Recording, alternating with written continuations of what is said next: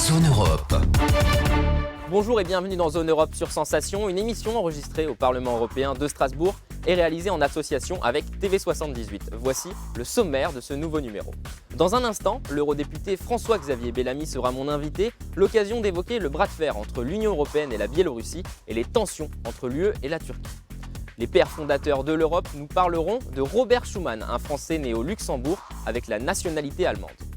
Voyager dans l'assiette, nous vous ferons découvrir un plat typiquement suédois, le pain de viande. Les expressions populaires « avoir autre chose à faire », les Français disent « avoir d'autres chats à fouetter », les Anglais disent « avoir d'autres poissons à frire ». Que dit-on ailleurs? C'est ce que nous verrons à la fin de cette émission. Mais avant, que fait l'Europe dans notre région? Un exemple tout de suite. Zone Europe, l'Europe dans ma région. Aujourd'hui, je reçois Amandine Burgot, chargée de relations presse au collectif pour un service civique européen. Bonjour. Bonjour. Alors, on va parler ensemble du service civique européen. Vous êtes bénévole au sein du collectif. Quel est votre parcours et qu'est-ce qui vous a donné envie de rejoindre cette aventure? Alors moi, j'ai fait des études en rapport avec les langues qui se sont peu à peu orientées vers tout ce qui était Europe et citoyenneté européenne, donc qui concerne la mobilité des jeunes principalement, puisque c'est comme ça qu'on devient citoyen européen, en voyageant pour la plupart des jeunes. Donc du coup, un jour par hasard, je suis tombée sur une annonce qui disait que le collectif recrutait des bénévoles. Donc je me suis dit, pourquoi pas tenter l'aventure? Et puis du coup, maintenant, ça fait quand même quelques mois que je suis arrivée. L'équipe grandit de petit à petit, puisqu'on est maintenant à peu près 80 bénévoles un peu partout en Europe, puisque tout le monde n'est pas en France ou même ne serait-ce qu'à Paris. Et du coup, maintenant, ça grandit et on essaye de toucher un maximum de jeunes pour pouvoir faire grandir l'aventure. Et alors, quelles sont les différences entre un service civique européen et un service civique traditionnel? Alors, le service civique traditionnel, les jeunes font des missions d'intérêt général en France. Pour le service civique européen, on leur propose de faire 6 mois en France, dans des missions de leur choix, et 6 mois après encore européen de solidarité, donc dans le pays européen de leur choix sur la mission qui leur plaît. Et qui peut prétendre à un SCE? Est-ce qu'il y a des conditions spécifiques pour rejoindre un service civique européen? Alors les seules conditions, c'est d'entrer dans les catégories d'âge, donc entre 18 et 25 ans, 30 ans pour les jeunes en situation de handicap. Mais après, non, il n'y a pas de...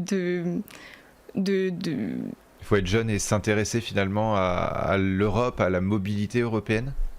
Je pense que tous les jeunes ne s'intéressent pas forcément à la mobilité européenne, mais c'est l'opportunité en fait de s'engager dans des missions d'intérêt général qui leur plaisent et qui peuvent leur apporter ensuite des compétences pour trouver un emploi plus tard, ou ne serait-ce que leur voie en fait. Comme chaque semaine, nous vous faisons découvrir celles et ceux qui ont participé à la construction européenne. Aujourd'hui, Robert Schuman, un Français né au Luxembourg avec la nationalité allemande. Il est aussi à l'origine de la Fête de l'Europe, le 9 mai, son parcours avec Europe Direct et la Maison de l'Europe.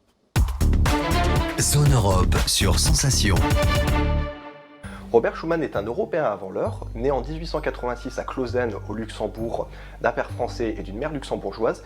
Il devient allemand lorsque la région a été annexée par l'Allemagne. Il étudie dans différentes universités en France et en Allemagne et en 1912 il s'installe comme avocat à Metz. Il est dispensé du service militaire pour raisons médicales et suite à la fin de la Seconde Guerre mondiale, il redevient français en 1919. Après la Première Guerre mondiale, il s'engage en politique tant à l'échelon local que national, en s'engageant dans le conseil municipal à Metz et en tant que député d'Alsace-Moselle au sein de l'Assemblée nationale. Et un de ses grands chantiers va être de permettre la réintégration de l'Alsace-Moselle au sein de la République française, tout en permettant à cette région de pouvoir conserver quelques particularités locales, comme le concordat ou le droit local. En 1940, il est nommé sous-secrétaire d'État pour les réfugiés et participe au vote des pleins pouvoirs pour Pétain. Il est arrêté par la Gestapo, envoyé en prison, puis assigné à résidence surveillée. Il finit par s'échapper et rejoindre la France libre. Il finit par s'enfuir après avoir échappé de peu à une déportation et finit par s'installer en zone libre. Il y vivra en clandestinité pendant tout le reste de la Seconde Guerre mondiale, sa tête ayant été mise à prix, et refusera de rejoindre le gouvernement libre à Londres, préférant plutôt organiser les réseaux de la résistance sur place. Après la guerre, il se consacre de nouveau à la politique en entrant au service de la 4ème République, en devenant ministre. Donc il a occupé successivement les postes de ministre des Finances, puis Premier ministre en 1947, ministre des Affaires étrangères de 1948 à 1952, ministre de la Justice de 1955 à 1956. Il joue enfin un rôle déterminant dans la négociation des différents traités européens, ainsi que l'adhésion de la France au Conseil de l'Union européenne et au plan Marshall et aussi à l'OTAN. Le 9 mai 1950, il prononce à la surprise générale sa fameuse déclaration Schuman qui propose justement la mise en commun des productions de charbon et d'acier entre la France et l'Allemagne. Il propose donc que les productions de charbon et d'acier soient placées sous le contrôle d'une haute autorité supranationale. Grâce à cette coopération économique, il était convaincu que la guerre deviendrait non seulement impensable, mais matériellement impossible. Cette déclaration du 9 mai 1950 est l'acte fondateur de ce qui deviendra plus tard la CECA, donc Communauté européenne du charbon et de l'acier, qui sera l'ancêtre de la CEE, Communauté économique européenne, qui deviendra l'Union européenne telle que nous la connaissons actuellement. Il devient en 1958 le premier président de l'Assemblée parlementaire européenne. En 1960, il quitte ses fonctions et se retire dans sa demeure à Sichazel, où il y passera ses dernières années, notamment à rédiger son unique livre qui s'appelle Pour l'Europe et qui est son testament politique pour l'Union européenne. Il décédera en 1963. Suite à son départ de son poste de président, l'Assemblée parlementaire européenne lui accordera le titre de Père de l'Europe afin de le remercier de l'ensemble de son œuvre pour la construction européenne, et le quartier des institutions européennes à Bruxelles porte dorénavant son nom. Zone Europe, l'invité politique. Je reçois aujourd'hui François-Xavier Bellamy. Vous êtes eurodéputé, membre du groupe du Parti populaire européen. Bonjour. Bonjour. Alors, dans l'actualité, le bras de fer entre l'Union européenne et la Biélorussie est accusée d'avoir détourné un avion de Ryanair pour arrêter un dissident.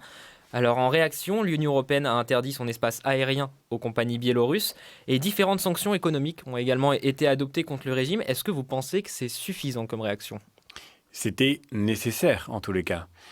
Parce que ce que nous avons vécu, c'est un acte de piraterie aérienne commis par un État qui a détourné un avion, avec tous les risques que cela implique pour tous les passagers, pour arrêter un opposant politique qui était protégé en Europe avec le statut de réfugié. Et il y a quelque chose qui, évidemment, appelait, dans un acte aussi grave, une réaction forte de l'Union européenne. D'abord parce que nous devons absolument garantir la sécurité aérienne, et c'est la raison pour laquelle il était nécessaire d'interdire l'espace aérien biélorusse tant que nous savons l'État biélorusse capable de tels agissements. Et puis, je crois qu'il y a aussi une question qui est plus fondamentale encore, qui est celle de la place que nous accordons à la liberté dans les pays européens. En Europe, quelqu'un qui est protégé doit pouvoir être respecté dans sa liberté de parole. Et si nous n'y prenons pas garde, nos pays vont devenir le terrain de jeu de puissances étrangères qui viendront réprimer leurs opposants jusque chez nous, jusque dans nos villes. C'est le cas de Roman Protasevich et nous devons exiger sa libération absolument. Justement, comment est-ce qu'on peut l'exiger ? Par quels moyens ? Il y a des moyens de pression supplémentaires qu'on peut appliquer ? Mais justement, ce levier économique que vous évoquiez me paraît clé. La Biélorussie, aujourd'hui, c'est un pays qui ne peut pas faire sans l'accès au marché européen. Nous devons absolument aller aussi loin qu'il le faudra pour garantir que Roman Protasevich soit libéré. Mais je pense à d'autres situations. C'est l'occasion pour moi de dire un mot de la situation de Mahamad Mirzali, qui est un opposant au président d'Azerbaïdjan. Justement, on en parlera tout à l'heure. Aliyev, aujourd'hui, il est menacé et sa vie a été directement mise en danger en France. Donc, nos pays européens se doivent de protéger la liberté qu'ils accueillent et à laquelle ils donnent l'asile. Sinon, encore une fois, nous ne nous ferons pas respecter. Alors, on parlait de Biélorussie. Le président biélorusse, Alexandre Loukachenko, est au pouvoir depuis 1994. C'est très particulier. Il a été réélu 5 fois et il fait, c'est un fait assez rare pour le souligner, l'unanimité contre lui parmi les 27 pays membres de l'Union européenne. Est-ce que vous pensez justement que le président biélorusse représente à lui-même une menace pour l'Union européenne ? Je ne suis pas sûr qu'il suffise à constituer une menace pour l'Union européenne. Ce qui est absolument incontestable en revanche, c'est que l'Union européenne ne peut pas, sauf à se mettre elle-même en danger, accepter des comportements comme celui-ci. Pour le fait qu'il soit soutenu par la Russie, c'est important. Le fait qu'il soit soutenu par la Russie explique qu'il soit au pouvoir. Parce que la vérité, c'est qu'effectivement, Alexandre Loukachenko ne représente pas réellement son peuple. Mais ça, d'une certaine manière, si vous voulez, c'est tout le problème des limites de notre capacité d'action. Nous pouvons nous indigner, nous pouvons dénoncer, nous ne pourrons pas faire en sorte, à nous tout seuls, que le régime d'Alexandre Loukachenko tombe. Ce que nous avons le devoir de faire, en revanche, c'est de protéger d'une manière efficace ceux qui sont accueillis dans nos pays sous le régime de l'asile politique, et cela, c'est non négociable. Alors un autre pays avec lequel il y a quelques tensions avec l'Union européenne, c'est la Turquie. Vous dites, je vous cite, surpris de voir comment l'Europe se laisse intimider par la Turquie qui souvent choisit la façon dont se passent les relations avec l'Union européenne, faisant valoir le fait qu'elle accueille la plus importante population de réfugiés au monde, près de 4 millions, dont une majorité de Syriens. La Turquie menace régulièrement d'ailleurs l'Union de laisser passer des millions de réfugiés vers l'Europe. Comment est-ce qu'on peut envoyer un message fort à la Turquie pour répondre à ces menaces? Dans le cas de la Turquie, l'Union européenne est dans une situation de silence qui est non seulement désastreux, mais qui est coupable. Coupable parce qu'on a vu la Turquie, au cours des derniers mois, multiplier les violations du droit international et les atteintes à l'intégrité de ses voisins, et en particulier d'États membres de l'Union européenne. C'est le cas de la Grèce, de Chypre, qui ont vu leur territoire et leur espace souverain attaqué de manière régulière par les forces militaires turques. Donc il y a là une stratégie de déstabilisation qui est parfaitement concertée. Par ailleurs, la Turquie a soutenu ou organisé des crimes de guerre extrêmement graves. Je pense à ce qui se passe aujourd'hui encore en Libye avec le viol constant de l'embargo sur les armes. Je pense aux dizaines de milliers de personnes forcées d'être déplacées en Syrie avec l'invasion du nord de la Syrie par la Turquie. Et puis, bien sûr, à la situation en Arménie où la Turquie a directement soutenu l'Azerbaïdjan qui a agressé de manière unilatérale l'Arménie et qui retient encore de manière illégale des prisonniers de guerre arméniens. Après tout cela, la seule chose que nous trouvons à faire, c'est d'augmenter les fonds de préadhésion destinés à la Turquie. C'est incompréhensible. Justement, cette adhésion, je vous cite, vous dites que c'est une fiction absurde. Bien Comment sûr. est-ce qu'on peut expliquer que donc la Turquie est candidate elle-même depuis 1987, le processus est entré en vigueur en 2005, si je ne me trompe pas. Comment est-ce qu'on peut expliquer qu'en 2021, on en soit encore dans un processus d'adhésion et qu'une décision claire n'a pas été prise? La vérité, c'est que personne n'imagine une seule seconde que la Turquie sera un jour un pays de l'Union européenne. Ça n'a jamais été possible, ça n'a jamais été plausible, et maintenant, ça devient absurde de continuer d'entretenir ce processus dérisoire et encore une fois scandaleux parce que les pays du monde entier nous regardent et que nous passons notre temps à parler d'état de droit, de valeurs, À quoi ça sert alors d'entretenir ça? de respect de l'égalité homme-femme et qu'à la fin nous finançons la Turquie. Donc évidemment tout le monde ne peut que voir que l'Europe est complètement incohérente. La vérité c'est que il y a plusieurs raisons qui expliquent cette passivité dramatique. La première raison c'est qu'il y a des intérêts économiques très forts entre la Turquie et l'Europe, notamment des intérêts industriels. La deuxième raison, c'est que beaucoup de pays européens, je pense à l'Allemagne en particulier, mais la France est aussi concernée, ont des communautés turques importantes sur leur sol, qui votent régulièrement plus favorablement encore à Erdogan que ne le font les Turcs qui habitent en Turquie. Donc Erdogan fait de la politique dans nos pays d'une certaine manière, grâce à cette immigration illégale. Et cette immigration illégale, il s'en fait le rempart. Mais la vérité, c'est que Erdogan est devenu le spécialiste pour se décrire comme le prestataire des problèmes qu'il crée lui-même. Parce que c'est cette déstabilisation constante de la région autour de lui qui produit ces flux migratoires. La vérité, c'est qu'Erdogan a intérêt à ce que des millions de personnes vivent sur son sol, que des millions de personnes soient dans cette situation d'errance et que d'une certaine manière il constitue le levier par lequel il fait pression sur l'Europe. Il faut dénoncer cette situation, il faut mettre fin au processus d'adhésion, il faut supprimer tous les financements destinés à la Turquie. C'est ce que nous réclamons depuis longtemps avec notre délégation au Parlement européen et j'espère que nous y parviendrons, mais en attendant l'Europe encore une fois s'inflige un discrédit qui ne peut que nous rendre plus vulnérables encore. Alors vous le disiez, la Turquie en septembre 2020 a appuyé l'Azerbaïdjan quand elle a attaqué le Haut-Karabakh, une région peuplée majoritairement d'Arméniens. L'Arménie, justement, vous vous y êtes rendu en avril dernier, alors quel était l'objet de ce déplacement? L'objet de ce déplacement, c'était de dire le soutien que nous devons au peuple arménien, le soutien que malheureusement nous n'avons pas su lui apporter pendant la guerre dont il a été victime, puisque l'Arménie a été attaqués par l'Azerbaïdjan, soutenus donc par la Turquie, par des mercenaires djihadistes qui ont été mobilisés depuis la Syrie pour venir combattre contre l'Arménie. Aujourd'hui, nous avons encore beaucoup à faire pour soutenir les Arméniens dans l'épreuve qu'ils traversent. Je pense à cette question des prisonniers de guerre arméniens qui sont retenus illégalement en Azerbaïdjan. Vous avez aujourd'hui en Arménie, que nos auditeurs se rendent compte, des dizaines de familles qui ne savent pas si leur fils est encore vivant. C'est une situation intenable. Parce que l'Azerbaïdjan les considère comme terroristes, c'est ça? L'Azerbaïdjan les retient en disant qu'ils sont non pas des prisonniers de guerre, mais des terroristes. Ce qui est absurde, c'est contraire aux faits, c'est contraire aux engagements que l'Azerbaïdjan a pris à la fin de la guerre, c'est contraire aux conventions de Genève, au droit international. Bref, on est dans une situation de crime de guerre, et c'est un recel de crimes de guerre, en fait, auquel nous avons affaire.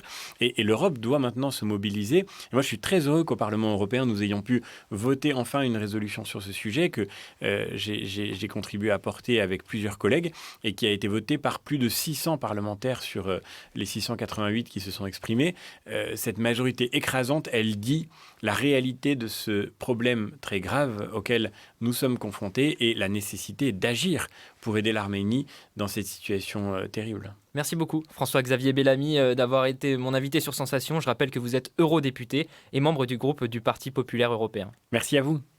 Une invitation au voyage, à présent un voyage dans l'assiette. Cette semaine, direction la Suède. Robert Jarl, le chef du restaurant Lilla Krugen à Saint-Germain-en-Laye dans les Yvelines, nous dévoile la recette de son pain de viande.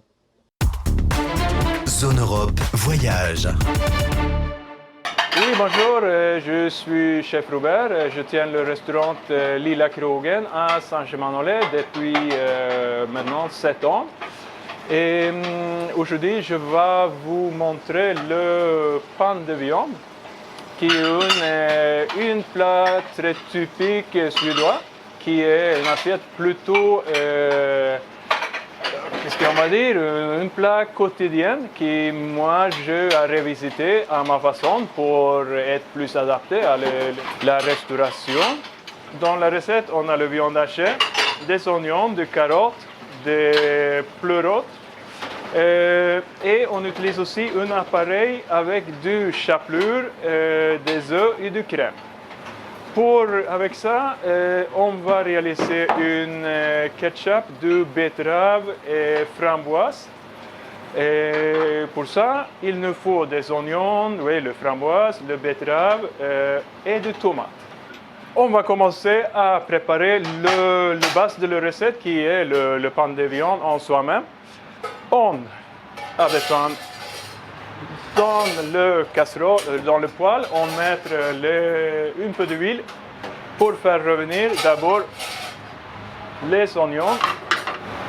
Et on laisserait les oignons cuire un peu pour devenir un petit peu plus mou, parce que les carottes c'est le plus, parce que c'est là qui est le plus dur. On cuit ça un peu avant. Et voilà, on met les oignons. Et après, avec ça, on prend un petit peu de poivre noir concassé. Maintenant, on va laisser ça bien saisir. Avant, on mettrait les pleurotes finement tachées dans ça. Maintenant, les oignons et le carotte saisis. On met notre viande hachée dans une queue de poule. On ajoute l'appareil avec de chapelure, des œufs et du crème. On ajouterait une petite de sel. Et voilà, on peut mettre une pleurote.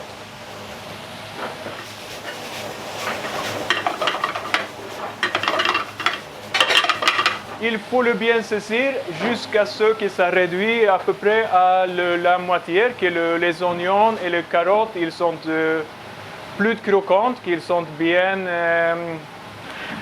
mous et que les pleurotes a pris un tout petit peu de couleur. Et ensuite, pour réaliser le ketchup betterave framboise, on prend un peu d'huile de tournesol On laisse ça chauffer bien.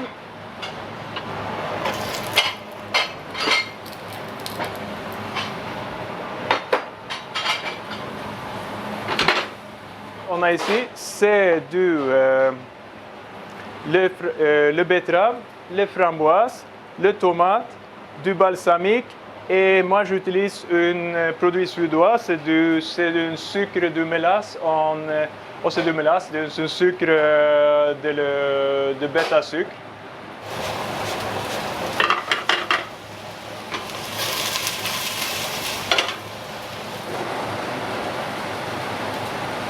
Quand les oignons commencent à colorer, et quand c'est bien chaud dans la poêle, on ajouterait le sucre.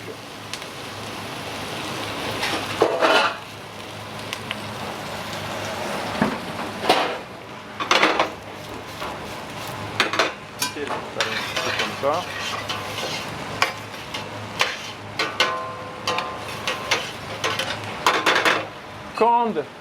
Quand le sucre a bien caramélisé, on déglace au vinaigre balsamique. On ajoute notre framboise, les betteraves, les tomates et on laisse ça réduire avec un petit peu de poivre et du sel. Et maintenant, quand notre mélange du pleurote et de pleurote, oignon, carotte est prêt, on mélange ça ensemble avec nos appareils à chapelure, crème et des œufs. Après, on mélange à la main.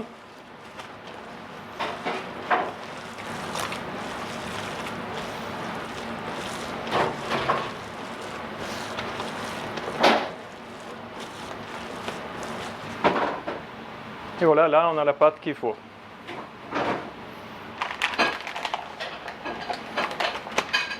Après, quand la pâte, le mélange de viande hachée et ça est bien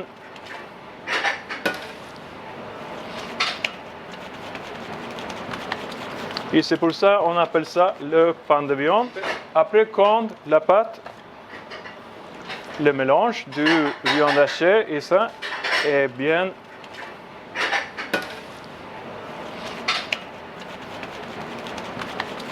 et c'est pour ça qu'on appelle ça le pain de viande.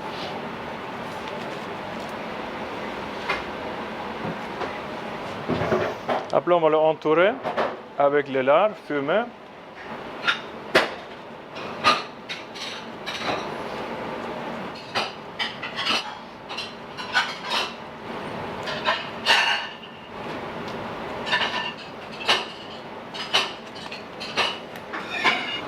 On met un peu d'huile dans une plaque pour le four.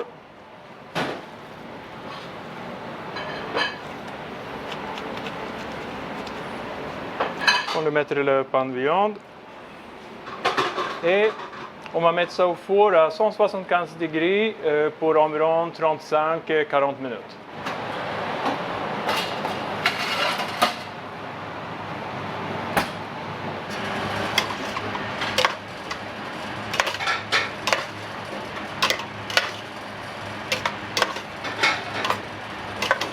Et quand le ketchup a cuit jusqu'à ce que les oignons, le betterave est bien mou, bien confit, on mettrait ça dans un mix. On le mixe, on le met dans un blender et on ajoute le goût, le sel, le poivre ou ce qui peut manquer selon goût. Après, quand c'est bien réduit, on mettrait ça dans le blender. Voilà.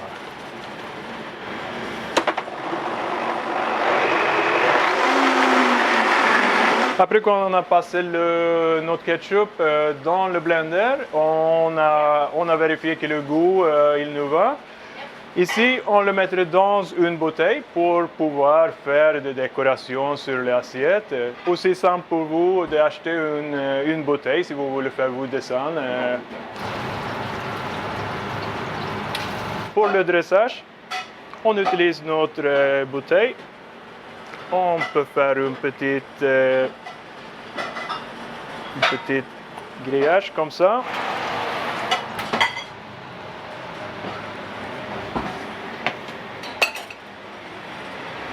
On place le pain de viande, nos petits oignons. Et avec ça, pour le petit couleur et pour faire un petit peu plus festif, on met les petites herbes, quelques petits concombres marinés. Et voilà, c'est ça le pain de viande suédois. Les expressions populaires, avoir d'autres choses à faire, les Français disent avoir d'autres chats à fouetter, les Anglais disent avoir d'autres poissons à frire. Que dit-on ailleurs? Regardez. Zone Europe, expression d'ici et d'ailleurs. En Italie, on dit avere altre gatte da pelare. Cela signifie avoir d'autres chats à peler.